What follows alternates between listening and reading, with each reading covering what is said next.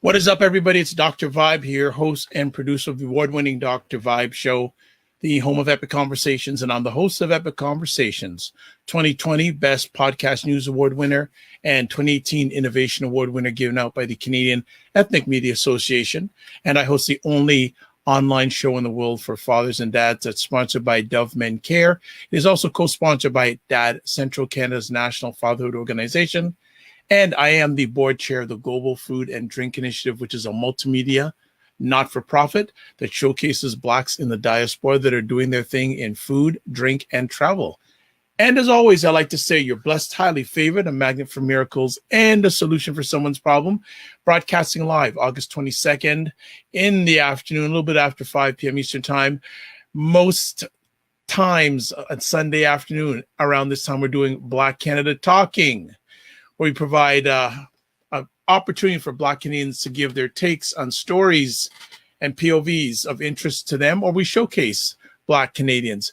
And we're doing today our bi-weekly panel in regards to thoughts about what's going on inside. And today it's all inside this country, because there's enough going on inside this country that Black Canadians should be paying attention to. But before we get to our epic conversation, let's say hello to our panelists today. First up, we have Elle Jones. Hey, there you are. Hi, Elle Jones. I remembered to come off mute at the last minute. How are you? I'm good. I'm really tired. This is me after no sleep in 4 days. But so much like happened in Toronto, the police came in and attacked people living in shelters, like short-term shelters that were built. And people got pepper sprayed. They pepper sprayed children. Like they did this on a main street in Halifax, like right downtown. So we've been defending the shelters in the neighborhood I live in ever since. So 24/7, making sure they can't come in and destroy people's homes. And we've made a really beautiful community space. Everyone's bringing food. Kids are there playing, and we're just making sure that people don't lose their homes, and also trying to build just like a space where we as a community can come together with our houseless neighbors and defend each other. So we've been doing workshops, we've been doing all kinds of stuff. Wow. We organize a space, so it's good. Yeah. When are you planning to get some sleep? Well, I have to do overnight tonight, but then we have a storm coming in tomorrow. So yes, we're dialing down, we're not going to be having events. So I shouldn't say this online. If the cops are looking, we're going to have 1,000 people in the car tomorrow. Okay. We're still going to be watching, but it'll be a bit less intense. So we'll get a time for some rest, maybe. Yeah. Well, for you and everyone involved, please keep safe. Yeah, no, not trying to get arrested. That's for sure. Of course, racialized people already got arrested. Black people got arrested. 24 arrests, which I think is the most arrested a protest since the Atlantica protest in 2007. And that's actually relevant because it's going to lead into our conversation about the election and what I think is a conservative backlash. So just like right before Obama got elected, we saw, this huge, we were getting all these violent attacks on protests. We're sort of seeing that building again, and maybe that signals something. And we'll talk about that as we move into the discussion today. So, yeah. Fantastic. Thanks for taking the time to be here as always. Next up, we've got Sarah Onyango from the nation's capital, Ottawa. Welcome, Sarah. How are you? And greetings from Ottawa, Gatineau. We are full on, election fever. Because as you know, our Ottawa, Gatineau is, the seat of the federal government. And I also work for a media organization. And for all news organizations, an election is like, the Super Bowl. It's the Super Bowl of TV, basically. So, yeah, lots of interesting things going on. And we're going to be talking about the unprecedented number of Black candidates running across the country, but mostly in Ontario and Quebec. And there's a very interesting race that's shaping up in my riding of Hull Elmer. We'll talk about that as well. And I'm also going to talk a bit about that big controversy over in Montreal. There's a very well-known, highly respected activist there who's, his campaign is not starting off very well. So anyway, that's that. Other than that, I'm fine. I'm ready to go. Ready to discuss. All right. And a special guest joining us today, Mr. Robert Small of the Legacy Post. Sarah, I had him on a few weeks ago, and he said, you got to find a way of having me on more often. Yeah. So, I did not say that. yes, you did. Yes, you not did. say that. You did. Okay, I'm gonna get receipts. I'm gonna send you the clip. Yeah. You're I'm gonna- using terms that the young guns are doing now. Yeah. Receipts. Well, receipts. Yeah. Just feel like you're gonna play the video guy. Yeah. Well, welcome. And Warren. Hey, Warren Clarke is in the Hey. house. Yeah. What is up? Yes. It's like a family reunion day. I'm Yes, loving it. is. You know, this is good stuff. So, Robert, welcome. Robert of the Legacy Post. And Warren Clarke, how are you, sir? I'm well. Thanks for asking. Thanks for having me. Sorry I didn't respond to the messages. You got a lot. Yeah, I know you got a lot going on, so we're happy to have you. It was good to see you the other day, though. Always a pleasure. Thank you. We have to talk about that because that was really impactful. Warren had a great event here in the GTA in regards to men, fatherhood especially, and had two gentlemen dropping serious knowledge bombs about fatherhood and their impact. And hopefully some of it will get out for the general public to see in a replay. I have some of it, but he has the whole thing, and it was really good. So we got a great group of very smart people here today.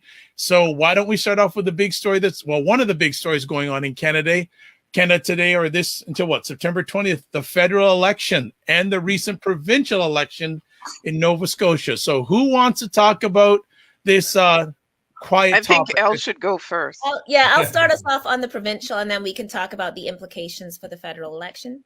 So we just had, obviously, on Tuesday, our provincial election. It was a very short campaign, 30 days. And I guess the big news for Black people is we have a record number of Black MLAs. And remember, this is historic Black Canada, the heart of Black Canada. And 4 MLAs out of, I don't even know how many you have, 50 something now. That's the most we've ever had. So I guess that's a positive. We also had a riding, North Preston, which is, of course, the largest Black community in Canada. And all 3 candidates running were Black. So that's the first time ever. Of course, the PC swept. They have like 33 seats or something like that. Don't trust me on my numbers. They essentially swept the rural areas. The NDP took all of core Halifax, and then the Liberals lost, they were in power, and they lost like a ton of seats. But the PCs don't have a single Black person. So one of the questions is also, what are they going to do for things like Minister of African Nova Scotian Affairs?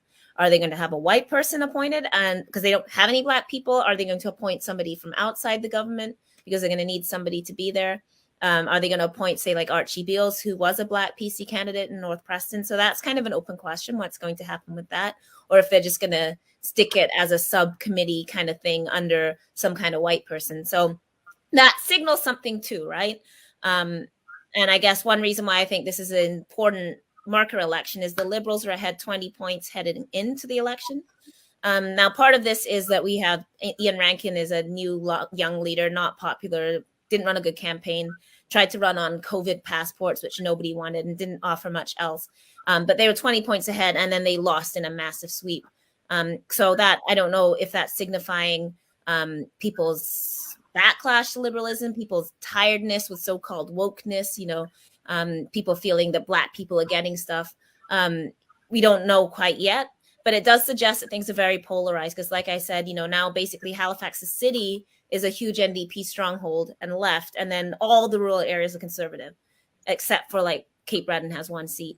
So we're seeing, I guess, this big split that may tell us something about the coming federal election. Are we going to see that kind of massive polarization, like people moving away from the center, which is what has happened in Nova Scotia, if we want to call the Liberals center, although our Liberals are pretty far right. Then the morning after, when everybody was, had been up all night, it was a really late count because there was a ton of advanced polling. So like at least 3 didn't get the count done. The police moved in and the city moved the police in to take down shelters the very next morning, which was clearly also a calculated move, thinking that media and stuff would be tired. So starting at 6 a.m., they came in and, like I said, raided all the shelters, a huge police operation, like hundreds of cops, full riot gear, pepper spraying people on the main road. This is like the shelters were downtown, like in front of the old library. So like a man like walking his kid just to go to Tim Hortons got pepper spray in the face. She got pepper sprayed, which perhaps also shows that, people thought they could get away with. Obviously, the Conservative government isn't in charge, so it's not like the premier called it down, but it perhaps suggests a shifting in tone. That people are sort of tired of, they feel like they've been forced into this social justice dialogue, or, you know, the legacy of George Floyd and all these things. So the kind of viciousness with this just happened. And the reaction by city councils, who of course is supposedly nonpartisan, but almost uniformly, including in progressive districts, defended the cops, said the shelters were dirty, have all this stuff about public safety, people were trafficking out of the shelters, and literally just supported this. The police chief refused to apologize for pepper spraying a child in the face, for example, came out very aggressive. There was 24 arrests.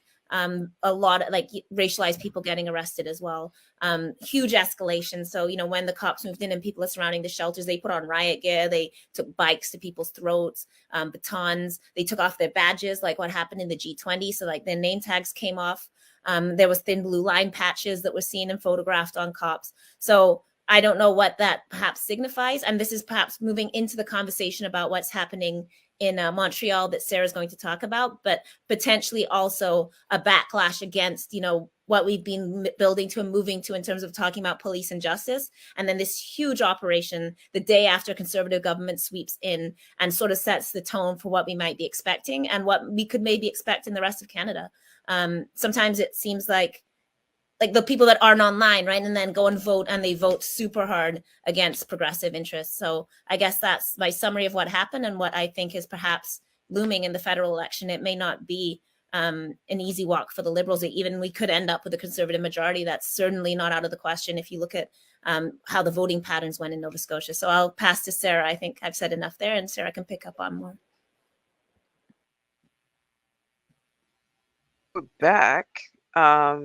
First of all, there are some almost 25,000 new Canadians who are eligible to vote in this election and also in the municipal election that I'm about to talk about. So, you know, and most of those new Canadians are going to tend to be Black. So that's something to watch as well. So basically, we'll start with the municipal. The municipal elections here in Quebec are going to be happening this fall. And in Quebec, we have parties. We have municipal parties, right? So, you know, you have different parties running on different platforms. And the current mayor, her party is Projet Montréal. And so Projet Montréal chose a gentleman by the name of Will Prosper. Will Prosper is a very well-known activist, a filmmaker.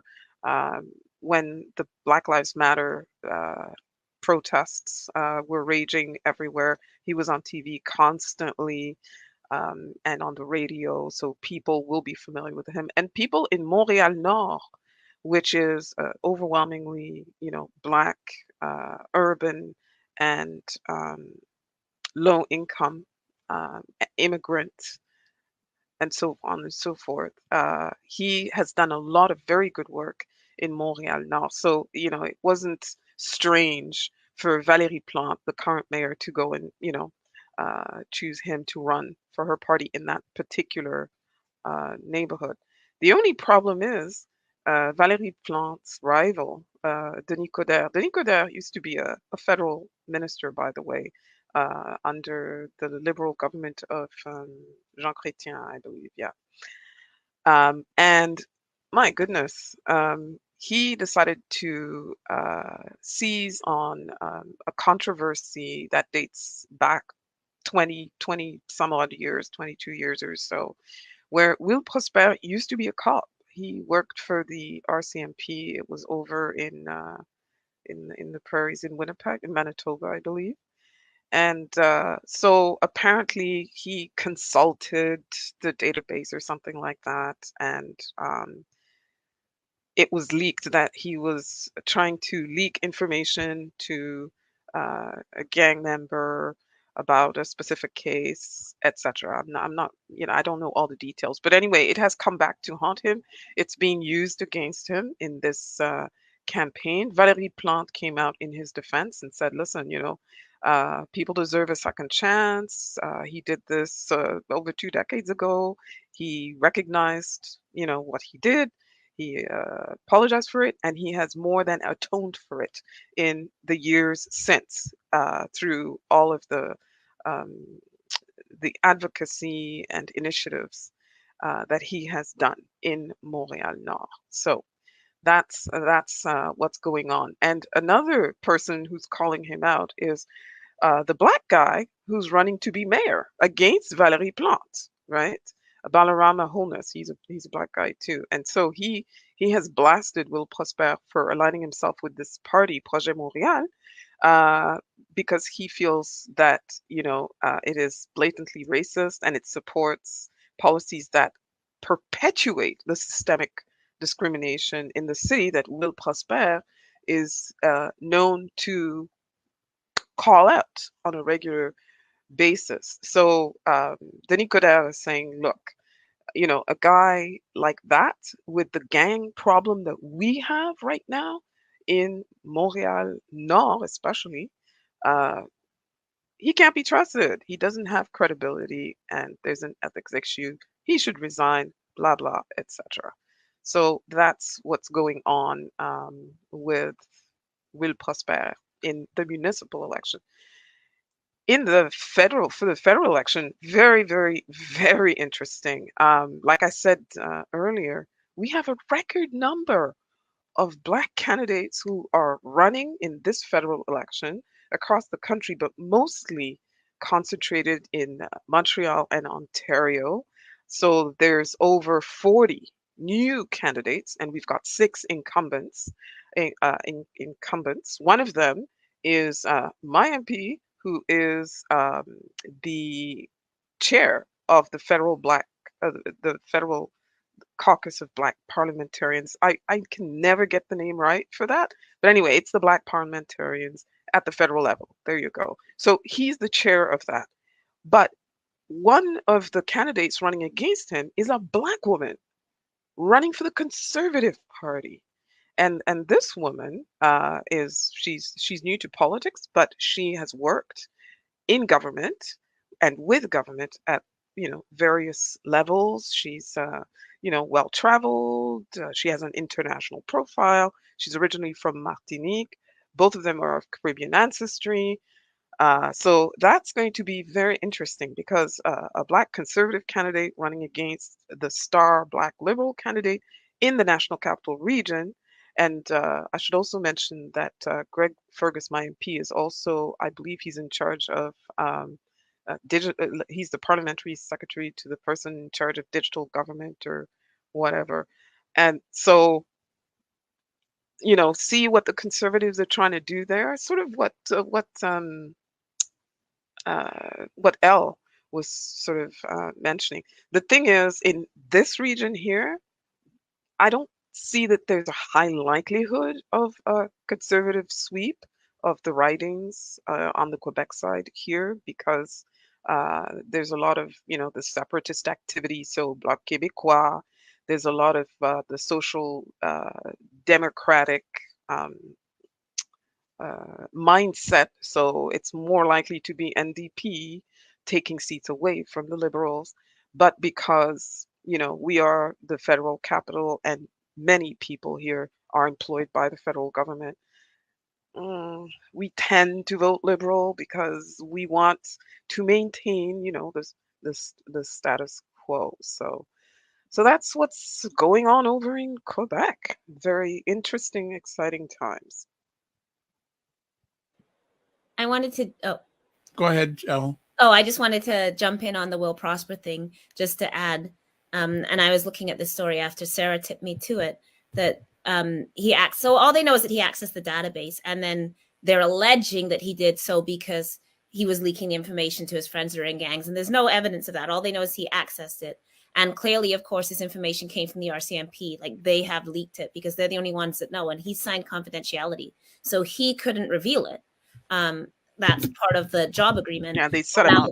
now the RCMP has leaked it in order to obviously damage him. And one thing we were saying before we came on the air is that we all know and have heard and like have people tell you directly that, for example, when their white daughters date black men, like their relatives access databases and will be like, oh, I looked up to see if he had like pimping charges or criminal charges. Like this is not new. Like white people do this all the time. All the time. And there's no evidence. It was never proven that he gave the information to gang members. Like that is a fabrication. They're just making that up and then using that piece to say, oh, this black man, what they're trying to imply is he's a gang member. And then they're basically saying, and we shouldn't elect him at a time when we're trying to deal with gangs. And he was exonerated. There's receipts, you know, and there's that's evidence. faulty reasoning, by the way, because actually previous gang members have a really good record of intervention with current gang members. Like, even if he were a gang member, it's actually really productive for people that were involved in gangs to then go and intervene and stop other young black men from getting involved, you know, so the logic is also stupid. But just to add to that this is clearly an RCMP hit job set up on this man. So yeah, I just wanted to add that. Okay, thank you, ladies. Robert, Warren, thoughts about the election being called? Thoughts about what do you think may happen, what should happen, et cetera, et cetera? Well, I'll go first. I think that we definitely have to realize where our interests lie. You know, of course, there's going to be blacks in different parties that you know, representing different parties. But also, just because it's a black face doesn't mean they have black interest in there, right? So while it's inspirational to see various black people winning in different for different parties and being involved, you know, we also have to make them, whether they be conservative, liberal, NDP, also rally around the interest of black people. You know, so one party, you know, well, regards to conservative, probably not, but liberal, NDP, and even Green, you know, I like myself, like I can see myself in any of those three parties, really, you know, just because I can be swayed either way, right? So I think it's up to all those three parties and the Conservative Party really to demonstrate that they have black interests involved and make a genuine and a serious attempt to appeal to the black interests and in order to gain their vote.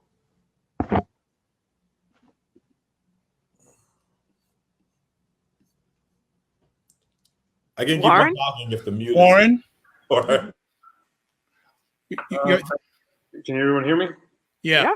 Oh, okay. I won't be too long-winded on this topic because my ear has not been to the ground as it usually is on these topics as of late. But I do think one of the things we have to consider from a general perspective is that this election comes at an attempt to purposely and intentionally sway public opinion during a pandemic. I don't think that this is an attempt for the people. I think this is an attempt for serving a party's interest. I'm not going to say which party it is because every time I say a party and then people are like, oh, I think I should vote for them because Warren said, and that's not what's going to happen today. So I think we have to be very mindful of that as Canadians. I also think that, you know, we also have to be considering who this election is for when we talk about from a race perspective. You know, we know anti-black racism thing. This is something we talk about very fluidly on this show. And I also think that we're not going to have the representation of black folk or African descent folk voting in the polls this election. So this is going to sway very much so in a very white dominant, higher socioeconomic class people who have access and are vaccinated. It's gonna encompass all of those tropes. I think we have to be aware of that as Black Canadians. I just wrote down as you were speaking, Sarah, respectfully. I really appreciate you saying. You know, at this point, when you said a star Black candidate, you know, it just goes to show that, you know, skin folk is not your kinfolk, right? We're all very much so different when it comes to this blackness. I think we should acknowledge that. I'm not saying you didn't, Sarah. I'm not saying, you know, I'm just adding that this facet to what you're mentioning. You know, and you were saying this too. Sorry, I forgot your name. My apologies. First time meeting you there, my friend. Robert. Robert, sorry about that. Thanks, Robert. Sorry about that. Nice pictures behind you, by the way. So I think we have to be very mindful, of how who these people represent, and who they're representing for. A star black candidate for me may not be a star black candidate for somebody else. I think we can definitely sway public opinion that way in our black community. I think we need to give people opportunity, more understand of how they should vote in our black community, because we're not, as much as we don't show up most of the time, and I say that with the utmost respect because it's a fact.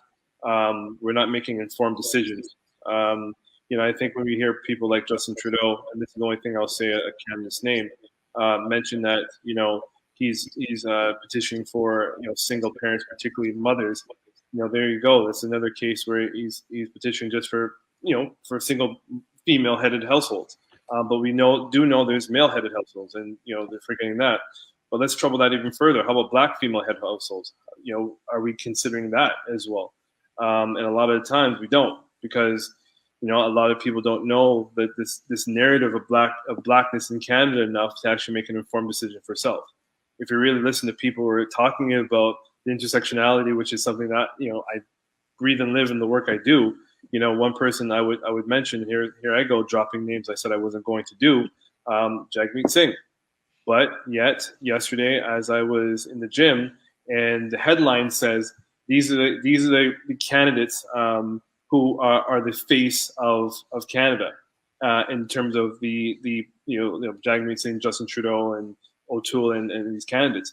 And when I look at the percentile associated to these candidates, the image is for white men.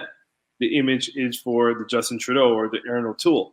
And you think to yourself, Aaron O'Toole just started, right? So why is he so much more popular, than a Jagmeet Singh who's been running for the last few years?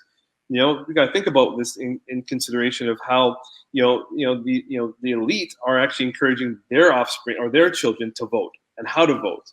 We're not even doing that much in our community. So what's a real? I encourage, and I shake the tree purposely. What is a star black candidate?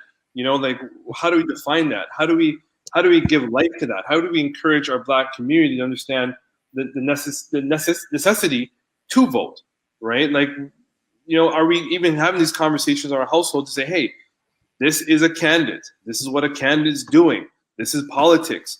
This is what politics do. We don't have those conversations, and this is not to blame the black community, but this is something we need to consider. I told myself I wasn't going to talk a lot, and I just did. So I apologize. Here I go. So can I jump in? When I said star black candidate, I'm sorry to finish my thought. Sorry. I think that's important too, right? And then that's an example of how we create solidarity within our community. If we can't finish thoughts, then how are we going to hear each other? But I'll stop. Go ahead. No, I didn't realize you were still gonna. Yeah, I had a rant, but it no, stopped. keep going. Keep going. Go ahead. Go ahead, Sarah.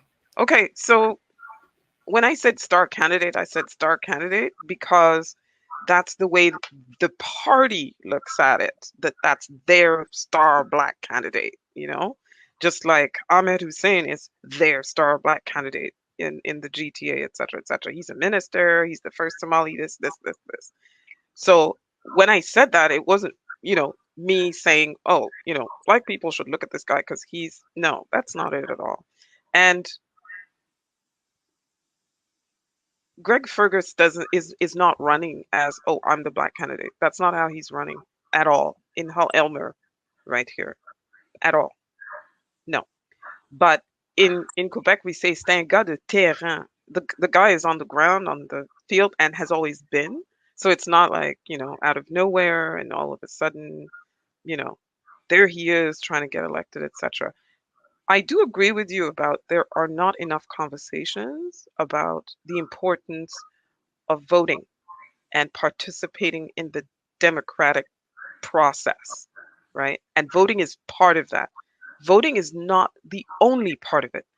And that's the thing. It's only when there's an election now that black people want to start talking about participating in no, it's what, like things like what Elle does with advocacy, that's part of participating in democracy. And we should take accountability as a black community.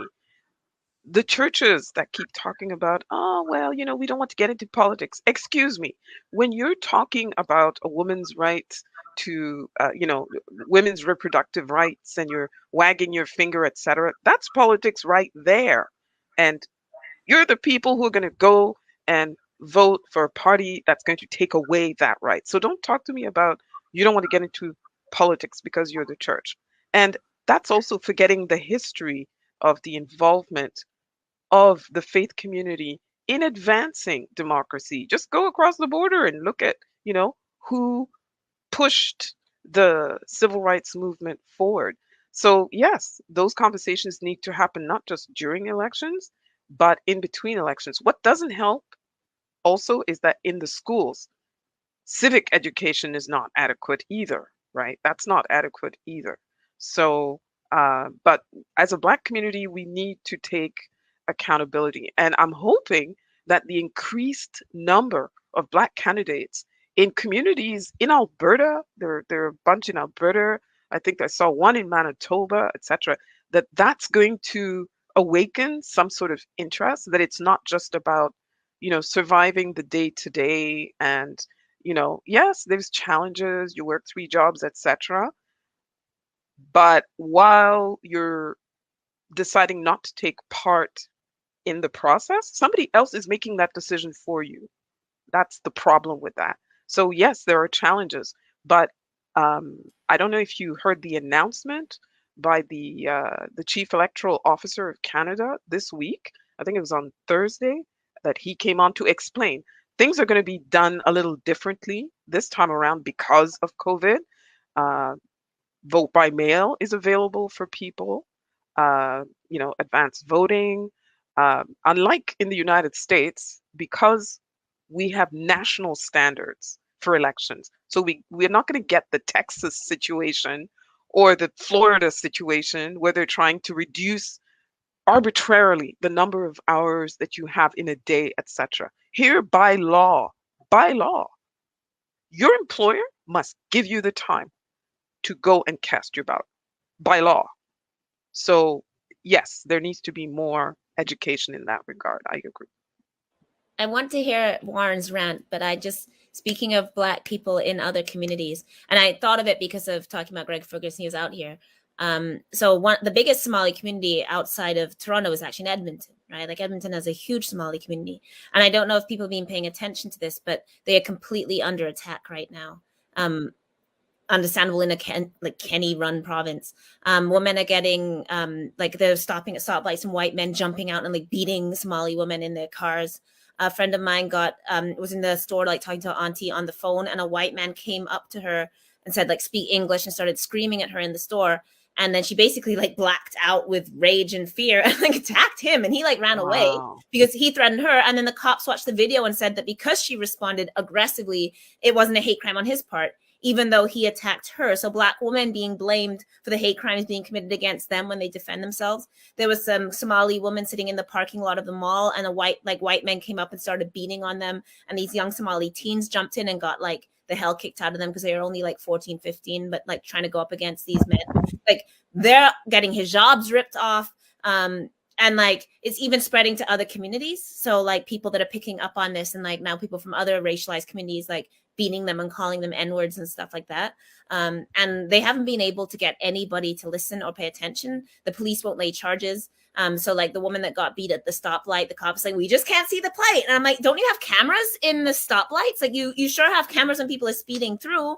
But now when white men are jumping out and ripping hijabs and beating women, and then they won't even accept, they can't understand that they're Muslim and Black, and then the Muslim organizations are very much run by Arab men, brown men. So we need to talk about this, right? That, there's a ton of anti-Black racism that's also going on where the Muslim community isn't standing up because they're Black. And so they're we're Black, we're women, and we're Somali, and Muslim, and hijabis, and all of that, and immigrants, and all of that's coming together and just creating this complete storm where they're completely terrorized. And I thought of it because Greg Ferguson was actually out there, and they actually were calling me to be what's he like? What should we do? Should we work with him or not? And also trying to figure out if this is an election thing. So I just wanted to also just talk about that. This is the climate, and that's Alberta, of course, where in the West, liberals Yeah. totally got swept out, and it's like fully conservative, and that's what they're getting back. So I just wanted to add that. But Warren, I want to hear your rant. You're on You're mute. mute. Unmute yourself. So much rant in my head. I don't know which direction I can go because I didn't anticipate being cut off. But respectfully saying, right, like it just goes to show that a lot of things that we know about our Black community we just don't know, or we take for granted. I'm going to sum this up really quickly. By no way, no how am I going to get any argumentation with any of my colleagues here today. But if we can't have challenging conversations where we know that we're not coming at each other to put anybody on the spot, we're coming here to create critical thinking, then I don't know what we're doing. But my aim here is to challenge us, to even challenge me, if we're going to have a Black Canada talk. And when I say to you folks that when we talk about things such as Star Black Candidate, that's propaganda, because when we talk about our marginalized communities, they don't know nothing about these candidates. They know nothing. You know what I mean? And we're just perpetuating the same language that has been given to us by these white settler colonizers. Like we need to find a language, and that's one of the things that I encourage us to do here, is find a language of how we can educate our people and let them understand what's at stake here.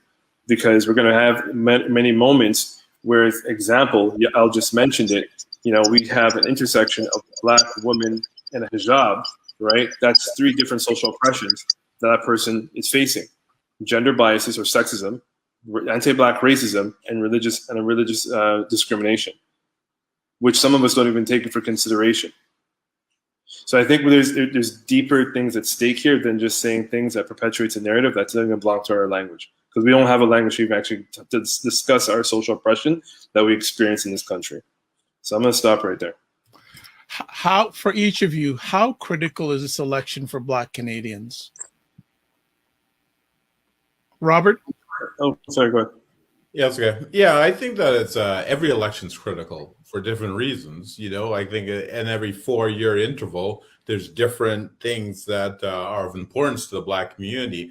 When Sarah had mentioned the Black Star candidate, how she mentioned that is that just merely that I view a star candidate, right, in the Black community as someone who has come up through the ranks that the Black community knows, and they have us support that person or the majority of the Black community. But I would agree with what my brother said, is that that there are Black candidates that represent different interests to Black people, and oftentimes, like the Black politicians represent like a Black middle class agenda, but not the agenda of immigrants and such like that.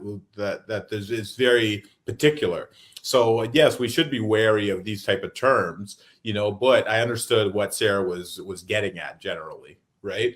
But I think that with respect to this election, we definitely have to take part in it and take part in every election. We can't be like, I think one of the presenters already mentioned, that we oftentimes are content in being observers and actually think that it's more of a political statement to not be involved. And I guess I'll talk about the Toronto experience, and that is actually more of a statement than actually voting for any party, because you're basically saying that you don't care who rules over you, that you're just letting your future being decided by whoever wins.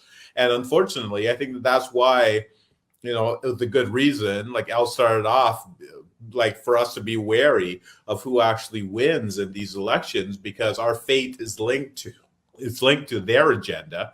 And if there's a PC agenda and they're predominantly white men and they win, like there's no reason to consider your interests if you didn't vote for them, and 2, if you're not like them, right? So we definitely have to realize what our interests are and vote as collectives, because in a capitalist society, we have to you're voting for your interest as a collective, right? So we just really need to be involved. I mean, I know where Warren was going to. I'm obviously like extremely far left, so there's like no party that's ever going to represent me in the political system that I really want. I was talking to a lot of the guys in prison the other day, and they're sort of trying to decide how much they're going to organize to vote, because obviously they don't want a conservative government. We know what happened under Harper, where Harper stripped out, like, 2-for-1 pre-sentencing. Harper made all these adjustments to parole. Literally, even you couldn't get like birthday cake in prison. By the way, Trudeau never reversed a lot of stuff. He ran on that and then actually didn't, although he's recently addressed some of the minimum sentences for like possession. But that's mostly for white people, not for us. But, so they're sort of talking about like, should they organize a vote? How should they organize a vote? But they also pointed out that you vote in the riding that you were arrested in, and that's to prevent them from banding together, right? So, because of course, if you have these small towns and you have like 800 guys in a prison, if they all voted in that riding, not only would they have quite significant political power, because these prisons are in like tiny towns, like, it's like in Renouf, New Brunswick, like there's like, the prison's probably the biggest thing there, and also, of course, it means the candidates don't have to care and don't have to come talk to them and don't have to treat them as people. So, they're having their discussions about organizing, because it is, of course, legal to vote as a prisoner in Canada. But yeah, I think that my position is always that our work has to be sustainable inside and outside of elections. And I think too much of our energy is spent on asking the government for money. Like, and especially as we've been getting money, I've seen a lot of our organizations just turn to like, literally like, let's just ask Trudeau, like, let's just go to Prime Minister and ask for this money. And we've been getting some money chucked at us. Nothing significant compared to the billions we spend in Afghanistan, making war, or, like the trillions we spend on this stuff, like 300 million or whatever we get at most is nothing. It's a drop in the bucket. So like, let's not pretend it's, significant compared to what they value, what we spend on the prison system, like every day, so, but like that isn't necessarily or at all trickling down, right? That why are we seeing no adjustment to the fact that we have so many Black people in prison, so many Black women in shelters, so many Black people, Black youth without jobs? Housing is completely out of reach, not just for people living in poverty and social housing, but like for middle class Black people that can't even dream or think about having a house. And we don't have that generational wealth built up where like our great grandmother left an RRSP and we have a down payment, right? Like we don't have this kind of thing because we've been prevented from getting it. So even if we're a doctor or lawyer, that doesn't mean that we still have like wealth because we haven't been able to put it into housing. So I think Warren's point is like, importantly taken, right? That if our only goal as a people and as a community and as a nation of Black people is to ask the government for things, don't be surprised when the government changes and those things don't exist, because they giveth and they taketh away, as they say about the Lord, right? Like that whatever money that you're given, if the Conservatives want to come and not follow through that promise, then where's our organizing? We still have to be able to be putting people in homes no matter what.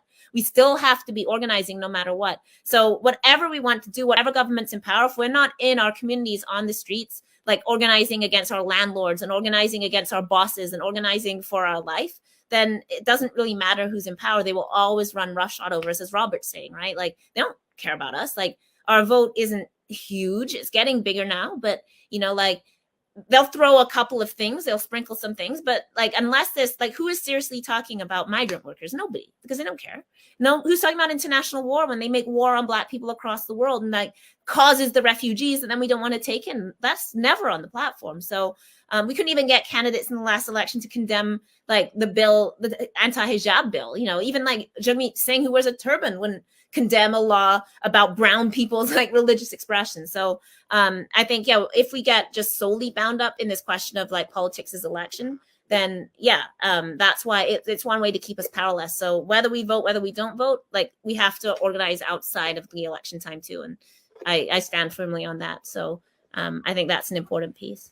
I'm going to jump in there because usually I just stay back, but I have to not only agree with what's been said, but I think that's where we need to take our conversations. We can't just side with the narrative where we're just directly, indirectly making comment on people who may or may not represent us, because all we're doing is perpetuating and continue to normalize what the Black Canadian experience really is, which is this lot is for you, but it's nothing big and it'll never get big, right? Like we need to organize ourselves. We need to understand our social capital within our community. Our social capital within our community is very low. We don't even realize that there's not enough, supports for our Black youth in education. Al just mentioned, look at the prison systems or the jail systems within this white Southern Canadian nation state. There's no support for these Black men specifically. Not saying Black women. No talk for Black women at this point, but look at Black men for specifically. There's no supports when they're coming out of jail and how they're going to reintegrate right in the community. And even if there's support, there were supports I've seen over my lifetime where funding stripped because of a new government that went in. Or because, and this is no shade I'm throwing, but because of this star Black candidate who you thought was going to understand, they just don't understand. Or they're not given to community with a way in which we need to fight for our community. I'm not throwing shade, but I'm pushing the envelope here respectfully, because we're on a platform, the five of us, who can speak on this matter and educate those people who are going to watch this now or later on. Because if we're not going to push these conversations, all we're going to do is commit to perpetuating the same narrative.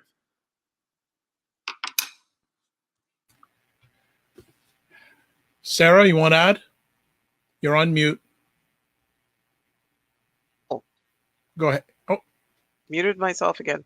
No, not on that. I'm more interested really on in people knowing why they should participate.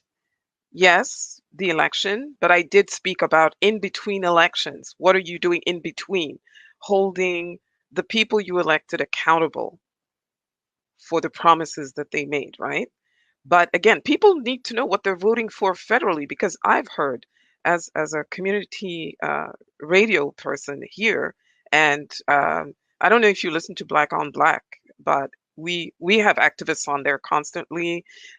We have people try to educate our audience on different activities, different types of advocacy going on behalf of the Black community, and how they can also participate in those advocacy initiatives, etc. But I'm always shocked at how people are going to talk about, oh yeah, the schools, and no, the schools are municipal. They don't even know that federally that's not what you're voting for. So already there, they need to understand. Elle talked about international issues, foreign affairs, the refugee, the plight of our refugee population, immigration, visas, getting visas. How many people in our Black community have not been able to get visas for their family to come here for very important events outside of the pandemic. Even before the pandemic, we were having this issue with the government of Canada. Well, if you didn't know that, in the federal election is where you should be pounding candidates of all colors, not just the Black ones, but whoever the candidate is in your riding, about issues like that. You should also be, beating them over the head about issues like all those undocumented migrants who came across the border to help with the effort in the long-term care homes. Here in Quebec, that is an issue. This should be a very loud election issue. Why has the government not sort of sped up, processing their papers, their documents? Why are so many of them still without status? Also, migrant workers here in Quebec, same issue. I think there was a strike. I believe it was in Quebec they went on strike because of the working conditions there. These kinds of things, these are these issues with the migrants are as a result of agreements with other countries. So there again, foreign affairs, So make sure you know what issues are under federal jurisdiction. Defense, Canada's involvement in conflicts around the world. I think Elle mentioned Afghanistan or Middle East, but in Africa as well, in Mali. Canadian soldiers were in Mali. They've been on keeping peacekeeping missions in the Great Lakes region. Okay, that's our tax dollars. We need to have a say. So basically, it's about having a say and making sure that these people understand that, you are here to also protect your interests. Yes, during elections, on election day, and outside of elections. After you've voted them in or not, you're going to beat them over the head with the same issues. Good stuff. Good stuff. Just want to ask, in regards to the conversation, we did have another conversation topic. I don't know if people can stay a little bit past, or we can just continue that to the top of the hour. But I want to ask then, some of you have mentioned, some of you may not have mentioned, so put yourself in the lives of Black Canadians. When the candidate comes to their door, what should they be asking that candidate? Go ahead, Warren. I want to hear you first on this one. Take yourself off mute, my brother. Yeah, that's first off. I don't think we should be putting on mute. I don't think we should be putting that pressure or that. Let's put that. Let's just say pressure, for lack of a better word, on the candidates. It's not for them necessarily, but I will entertain that question because you're asking the question. Sure. I think what's most important for Black candidates to do is to actually discuss what the agenda of the bigger party is, because some people don't know NDP, they don't know Conservatives, right? And then it's in certain moments, some people are not going to understand, the certain language that connects to these parties. So, for example, Conservatives, they're a highly, capitalist-minded, party, versus the Liberals are more socialism or socialist party, right? So, breaking that down would definitely take more time, more effort that these candidates don't really have, right? Like, think about this election that's happening right now that Trudeau called. They have 30 days to get their point across, or trying to get their point across. You're only going to be talking to the the middle class and the elite at this point, right? You're not gonna get the vote from the people who we should be helping and understand how to vote. But it goes back to the responsibility of the moments we're in. Like, we are working and practicing and oppressing people every day in this country. That's the norm. We do it like it's like you learn or you don't. And for those who are on the ground doing this work, regardless of how you do it and how you're having the conversation with people, I commend you. Even having a conversation at the bus stop, that's part of it. But our institutions aren't set up to actually help people thrive.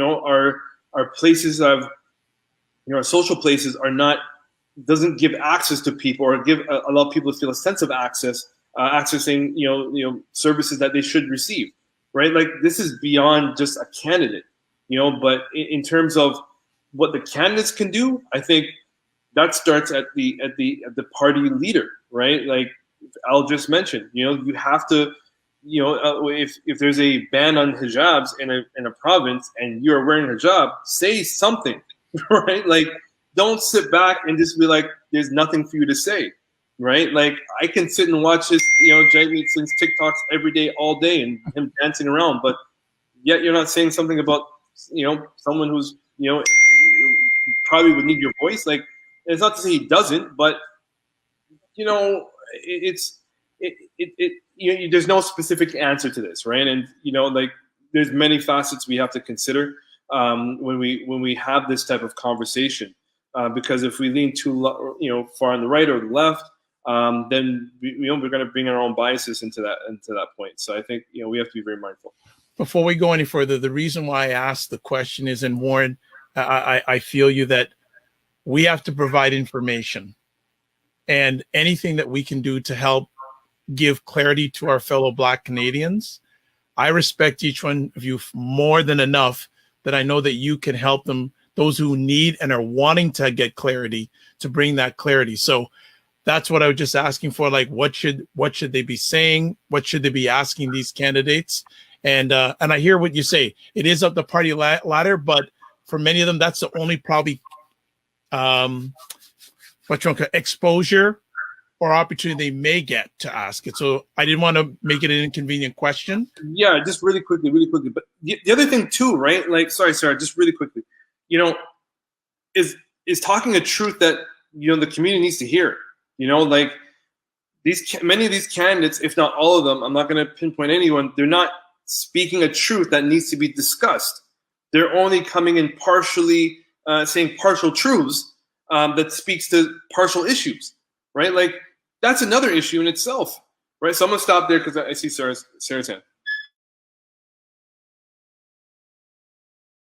They come to, okay, so they come to your door, blah, blah, with a glossy brochure. Yes, who are you? First of all, this person is going to represent your riding, okay? Remember that before they get to the House of Commons. So what is their record in your riding? I mean, is this somebody who just came out of nowhere, has no experience in community? You've never seen them in the community, they're not involved. And when I say community, I'm not just talking about the Black community. I'm talking about the community in general. Like you've been out and about, you've never seen them. They came out of the blue. You have to ask them about their record in the community and their experience, and then find out why it is they are running, what they think that they can bring to your riding to make your life better, to make your neighbors' lives better, to make the entire riding's life better. Okay, so after that, then you can ask them, the general questions about, the party platform, etc. But when you're asking them that question, ask them that question based on what is most important to you. What is most important to you? If you're here in the National Capital Region, maybe, you're a public servant, you're interested in, okay, so what's going on with the Phoenix system? Are you people going to fix this if your party gets into power? If you as an MP with constituents who are mostly public servants, are you going to push to get that fixed? Right? If it's a community where you have a lot of, a large newcomer population, for example, and, you're worried about, things like, visas and getting status and that sort of thing, you should ask them about that. Ask them the tough questions about the things that matter most to you, to see, and ask them, what are you going to do to earn my vote? Okay, good stuff. I'll go to Robert next. Yeah, I think I would agree with both specifically what Sarah was mentioning, but also what Warren has said as well. With regard to what Warren said, picking up on one aspect of many things that he mentioned, I think that it's important for us to be educated about what our interests are, individually as well as a collective. I think that it's important that we can have the individual education, but also talk about the situations of migrant workers, let's say in Ontario, Nova Scotia, and Montreal, the similarities. I'm sure that during COVID, there's many stories going around that the immigrant workers that were coming there, had a hell of a time, getting medical care. But because we weren't galvanized around those issues, like they were pretty much left on their own to a certain extent to try solving it if it was ever solved, right? So I think we do need to have like a national discussion about what our common interests are and our common issues are, and then educate our community members. So when that knock comes on the door, yes, you can have your individual issues about within your specific region, right, and your specific area that your politician can address, but also what they're going back to what Sarah had mentioned, knowing what collectively, if you have interest with the migrant workers, immigrant students, they have many different issues as well. Then you can ask some different questions that relate to federal, provincial, as well as municipal governments and how they can address those other issues that you're interested in. But if you're not knowledgeable about what the federal government can do and what the provincial government can do, then you'll be asking that politician the wrong question because they can't answer that question. They can't, and they'll have nothing to be able to address that. So we just definitely need to educate ourselves on the different elements of government as well as the issues, and also galvanizing ourselves to be able to voice these issues and address them. L. Jones.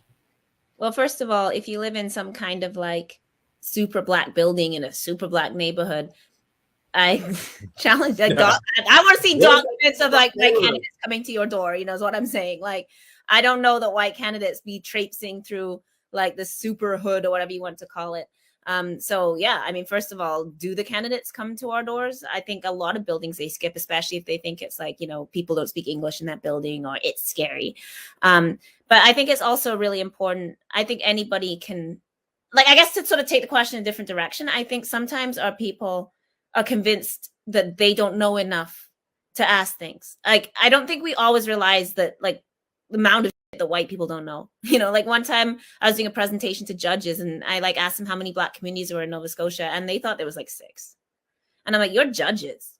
You don't know that. Like, I can't come in front of you. I'm like checking what I'm saying with a ton of lawyers so that I don't make one tiny mistake and you dismiss me. But you think there's 6 black communities when there's like 50, you know, like, so we often think like white people must know these things and that we need this kind of education and we don't advocate for ourselves. So like Fatuma Abdul's sister, like when she stood up to Trudeau, ever since then, she's all about confronting politicians because she found her power there and she knows she can. And she's always like, I'm going to go in front of like Trudeau. If he comes near me, I'm going to tell him about like people on deportation orders. And she's not like, she's an ordinary black woman that's lived a really terrible life because of oppression, but she has her voice. So I think it's also really important that there's no special degree or special magic or special knowledge. Like black people have great instincts.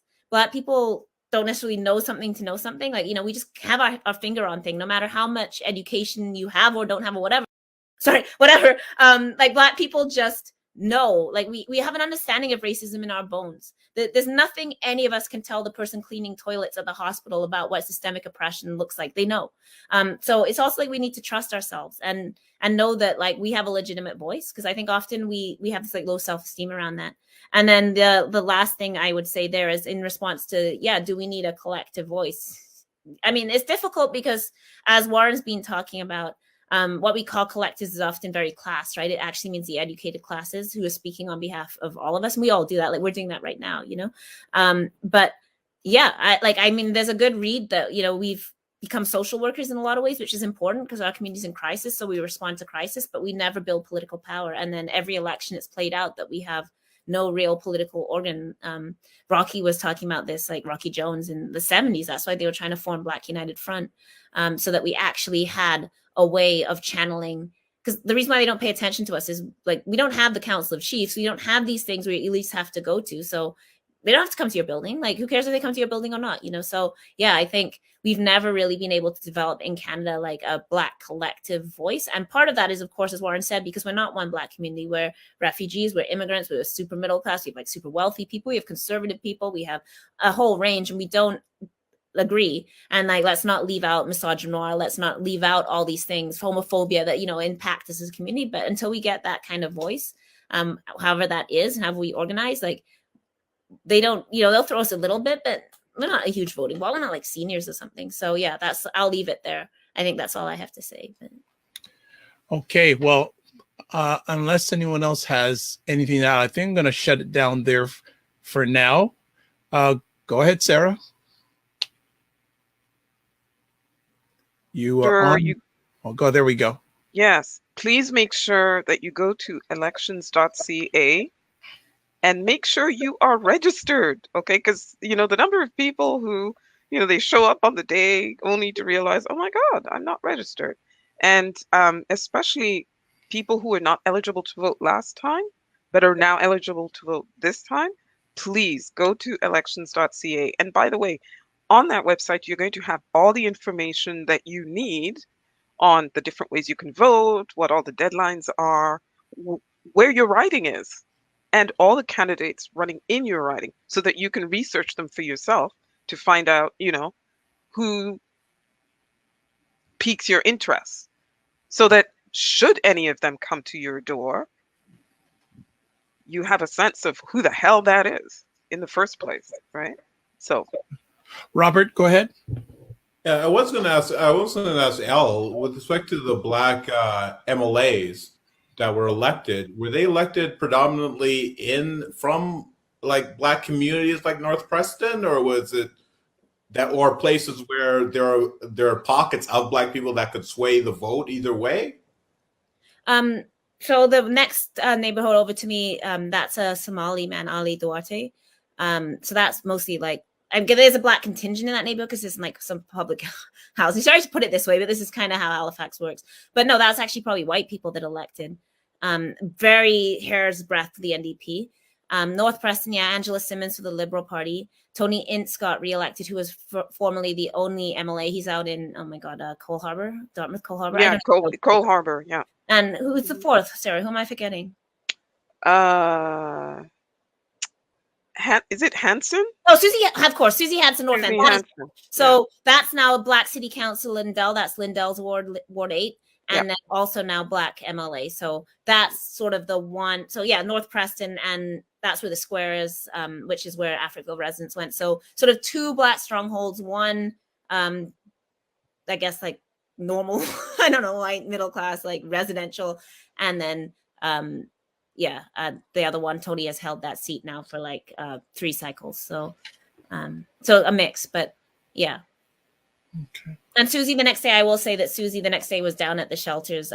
So like got elected, and then like the next morning at 6 a.m., they were down like defending people's shelters on the Wednesday while people got pepper sprayed and stuff. So stepped up right away. So I mean, she's good people. I know Susie really well. We'll see. I mean, I'm always like, we'll see when people get into politics. And one of the things about, I guess, being like my age is like you start to have friends that are now coming into like power positions, and you're like, you know, I knew you when, like when we were like doing these things, like, are you gonna, you know, like, so it's like a kind of interesting position when you know people, you came up with them and you work to them in all these ways, and then they go off and do these things, and then you have to like side eye them and be like, you know, I love you, but I might have to, you know, we'll see how things go. So that's the other thing. But I mean, that is not undifficult for Black people, right? That we have our personal solidarities, and then it's political, and that's something our community really struggles with, right? That this move from like, I like you, you're my friend, you might be a good person, you might go to church, but you're voting against something, and now I have to come for you. And then it becomes like, how could you do this to me? And it's like,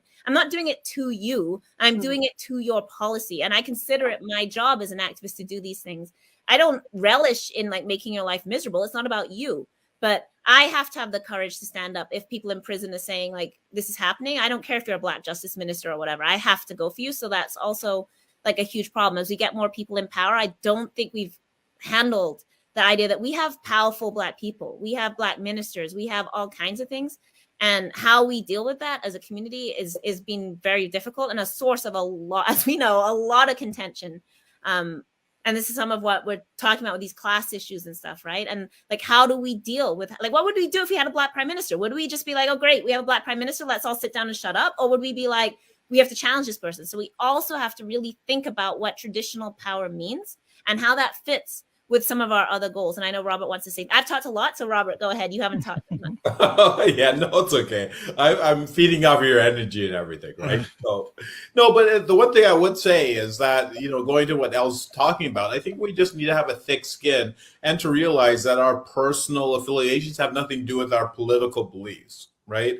You know, when Elle and I first got into a discussion with ourselves, like, you know, we had an issue that we had between the two of us, right? And that's how it started, right? And I didn't know her from the beginning, but ever since we fleshed that out and I realized where she was coming from, she realized where I was coming from, and even in slight details we might disagree on certain details, but we know that our collective interests are what bonds the two of us, right? That, you know, that we have different approaches, but I understand where she's coming from, and we just bond on that particular aspect of it, right? And we've been like texting each other for the last 2 months. And I like, it's really beautiful, right? Like, Black people can dispute, and then if we come to each other as community and talk, we actually can work things out. Like, we have. And we don't do enough of that too, I think. And I'm guilty of that. You know, I'm totally like hardcore and I'll go for people, you know. And I do think like that is political too, right? That daily, like, did we get on the phone with each other and just be like, yo, what are you saying? Like, what's going on? Not in a managing way, not in the way you sometimes get the call when someone wants to shut up, but in the way of being like, can we talk about this? And yeah, like, that's really great. Warren, go ahead. You're on mute, Warren. I was just going to add value to what you're saying, El, because I'm not sure if you see the comment. I'm not trying to call out the viewer who wrote that, and I'm not trying to do harm at all, but that goes to your point right there, where Dave mentioned, I am from Germany. I don't support the LGBTQ DXWQPY plus movement, right? Like we don't even consider a solidarity based on sexuality. We don't. Like, the first and foremost thing, we got to consider what Blackness really means in our community. And I can tell you this right now, it's not uniform. Not everyone in our community considers themselves Black. That's the first thing. This thing is so political, we put it on people. We don't even understand how we are trying to change people's lives through this colonial narrative by telling them that they are Black. There are people pushing against this narrative if you're actually listening. And then on top of that, when you start using different intersections that either complement, use word loosely here, it then heightens the degree of separations that we really have within our community. We have a lot of work that we're not ready to have. And, I trust that this was an opportunity for us to get really critically engaged today and push that envelope, because I'm going to tell the three of you, if I come on here the next time, that's where I'm coming from. It's not to come at you. It's not to say you're a bad person. I'm allowed to disagree with your politics and then still say I love you as my brother or sister. Mm-hmm. If you don't understand that, and next time I come on here and I bring some fire, if you think it's fire, then hey, get burned, because it's not meant to burn you. It's meant to critically engage with you. So I'll leave it there. Robert Small. Yeah, I agree with Warren, and I think everybody else agrees with him too. And the one thing I would like to say, if you're in this working in the Black community, expecting like an easy ride, you're in the wrong business. Just leave if you are going to take things personally. Okay, like I'm doing a poster for Black kids and I get criticized. Right? So. You're going to get criticized no matter what you do. So if you have a thin skin and you get, you feel, oh, you're coming after me, I thought you were my friend and stuff like that. Like, goddamn, the bottom line is, like I always say that I need between 15 to 20% of people that don't like what I'm doing, right? And that hate it, and expect like 85% to appreciate it. Right? Because you need people to say things to you against what you're doing, because there's certain ways that you might be doing something wrong, that you can't have a blind side thinking that you're doing everything right. So you should expect criticism and welcome it, because we need Black leaders who are strong, not the ones that are weak and that are going to crumble when you just mentioned something to them and they start getting their feelings all up into it, right? I'm going to ask one quick short question, want a short answer. It's Ryan asked the question here. Should a plan for the Black community should be a primary platform item? So should every political party have a plan for the Black community? Do you feel that they should have that? Go ahead, Sarah. That's a very difficult thing, because just like somebody mentioned, the Black community is not uniform. Different parts of the community have different priorities, different needs, etc., etc. And a lot of the things that the Black community are looking for, all other Canadians are looking for. All other groups or ethnic minorities or whatever you want to call it are looking for. Affordable housing. We all want that, right? We want, fairness in terms of how we're treated in the immigration system. There are many other communities who want that same thing. We want to stop being, harassed by the federal police, the RCMP. There are other communities that want that too. So I don't think that there should be, sort of a subsection of each platform that says the Black community. But all the parties should at least have signed up and committed themselves to the objectives of the UN Decade for Peoples of African Descent. And in there, you're going to find, key components of an agenda to fully support the full participation of Canada's Afro-descendant citizens in Canadian society at all levels. So already, if you start there and you commit fully to adhering to those objectives, I might look at you twice, even if you're not a party that I tend not to vote for. I might look at you. But in terms of a Black platform, I don't no, I don't see that. Anyone else want to chime in on that before we close it down today? Go ahead, Warren, unmute yourself. Oh, no, I was just saying I'm okay. Thank you. Okay, no problem. Everyone else good? All right. Well, look, thank you for the smartest people I know and for the smartest people I feel in this country for making this an epic conversation. We basically stood on one conversation topic for the whole thing. So we'll have to wait for other time for other stuff. I'd like to say thank you to each one of you for taking the time to make us better today. So first things first, want to give everyone an opportunity to say where people can contact you. So first want to go to L. Jones. How can people reach you? Mostly just over email, el.jones@msvu.ca. My Facebook's full up. Ain't on Twitter because I'm scared of it. And yeah, but you can also send me an email. And like Robert said, it's really important that we also talk. So if there's anything I say that you're just like, what? Or that was messed up, or I don't like when you do this, you should tell me about it, so we should always have those conversations in community as well. Thank you, Ella, and hope, again, you and everyone there stay safe, not only with what's going on at ground level, but with the hurricane too. Next up, Sarah. Black on Black 891 at hotmail.com. The show airs every Saturday from 11 a.m. to noon Eastern on CHUO 89.1 FM in Ottawa. Thank you very much. Next up, Warren Clarke. You can reach me at warrenclarke.ca. See, it's a simple and easiest way to reach me. I echo what El said. If you need to challenge me, ask me questions, clarify, or say, hey, Warren, these are my views, and please, I accept that, because what the hell do I know? I'm just a guy with an opinion. So, talk to people soon. Take care. Be safe. Smart guy with an opinion, by the way. And last but not least, Robert Small. Yeah, well, people can reach me at rsmall@thelegacyposter.com, and I'll continue what everyone has mentioned, that if anyone has any issue with anything that I said, forget you, go for it anyway. No, I'm only joking. Feel free to email me and everything like that.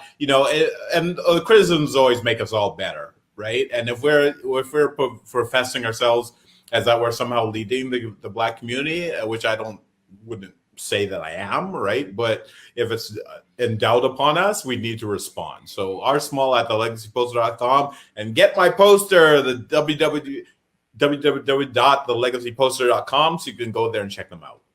Thank you very much. Dr. Vibe here. Best place to reach me is via my website, thedrvibeshow.com. As always, note that I am the 2020 Best Podcast Award winner, and also 2018 Innovation Award winner given out by the Canadian Ethnic Media Association. Hosts the only online show in the world for dads and fathers that is sponsored by Dove Men Care, and also Central Canada's National Fatherhood Organization. And I am the board chair for the Global Food and Drink Initiative, a multimedia not-for-profit that showcases Blacks in the diaspora. They're doing their thing in food, wine, and travel. Like to close out as always with this: live your life as a dream. If you can dream it, you can make it. Sometimes you have to get small to get stronger. Block assumptions and aim bigger, aim better, aim higher, aim wider. Love, faith, and respect. And remember to give yourself grace. I'd like to thank everyone who watched this live or will watch it replay-wise or listen to it replay-wise. And thank you to BIA Media for the great production today. God bless. Peace to all. Keep the faith and walk good.